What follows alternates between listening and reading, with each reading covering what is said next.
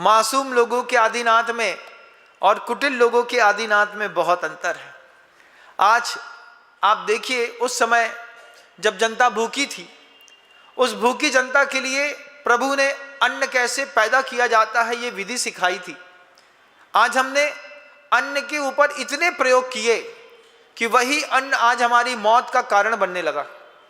दुनिया में सबसे ज़्यादा पेस्टिसाइड्स यूज़ किए जाते हैं तो अन्न के ऊपर। अभी संशोधन और शोधन हुआ, शोधन में बताया 1,00,000 करोड़ रुपए की मान लीजिए अनाज की पैदावार है, तो उस 1,00,000 करोड़ की अनाज की पैदावार के लिए 19 लाख करोड़ रुपए का पेस्टिसाइड डाला जाता है। आप एक बार विचार करिएगा, बस सिर्फ विचार, क्योंकि कल्पना ही है आपको आपके अपराधों से बचा सकती है। 1,00,000 करोड़ रुपए की अनाज होना है देश में, 19 लाख करोड़ रुपए का पेस्टिसाइड डाला। अगर 1,00,000 करोड़ के अनाज पर हम 19 लाख करोड़ का पेस्टिसाइड न डालते तो 1,00,000 करोड़ के अनाज में से हमको 60,000 करोड़ का अनाज मिलता।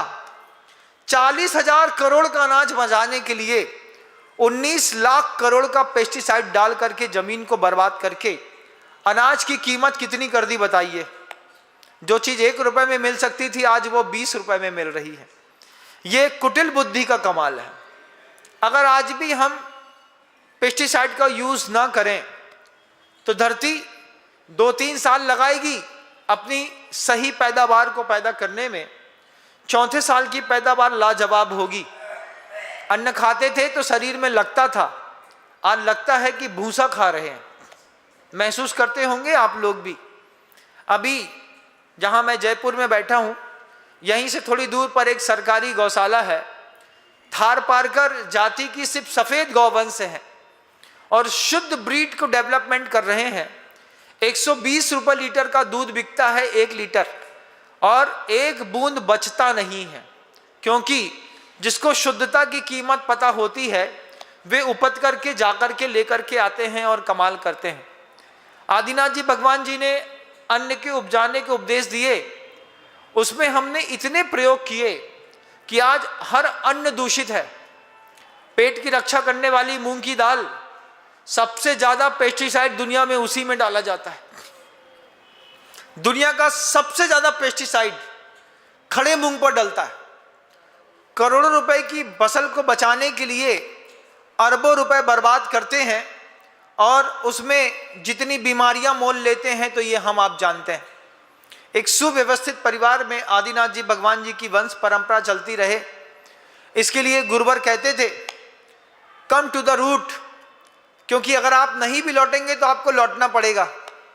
बड़े बड़ों की गलतियों से आप देखिए, विश्व की तीसरी सबसे बड़ी अर्थव्यवस्था कहलाने जाने वाला ये जो भारत देश था, ईरान और अमेरिका के युद्ध को 1 हफ्ता नहीं झेल पाया, 1 हफ्ता भी।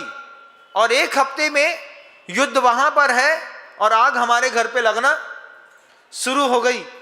अगर मान लीजिए 1.5 महीना ईरान का और अमेरिका का युद्ध टिक गया तो आप लोग कम टू द रूट में आएंगे। फिर आप क्या करेंगे? फिर आप सिगड़ी का कोयला ढूंढेंगे, मार्केट में जाकर के सिगड़ियां खरीदेंगे, नई चीजें जुगाड़ करनी पड़ेंगी, क्योंकि इंडक्शन में आप पराठा नहीं पका सकते, टेस्ट नहीं आएगा। तो महाराज क्या करेंगे? फिर आपको आचार्य वर्धमान सागर जी महाराज जी के संग में चलने वाली सिगड़ियां दिखाई देंगी। फिर आप बोलेंगे भैया सिगड़ी कैसे जलती है, कैसे इसमें अंगारा डाला जाता है, कैसे फूका जाता है, क्या कर रहे हैं? Come to the route. हम दोबारा जब दूसरा प्रकल्प खोजेंगे तो हमको फिर दिखाई देगा पत्थर का कोयला, फिर धुआं धुआं दिखाई देगा, आंख साफ दिखाई देगी। लेकिन इसका भी दुनिया को फायदा मिलेगा।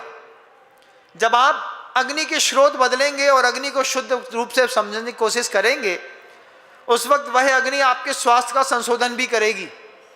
आपके शरीर पे जमा हुआ, जो फेफड़े में जमा हुआ मल है, कफ है, वह भी आप इन्हीं माध्यमों से शोधन कर पाएंगे। ज़्यादा नहीं, सिर्फ 1.5 महीने ईरान और अमेरिका का युद्ध चलने दीजिए, आप सब के सब लोग मार्केट में जा कर के सिगड़ी ढूंढेंगे, सिगड़ी कहाँ होती है, कैसी होती है।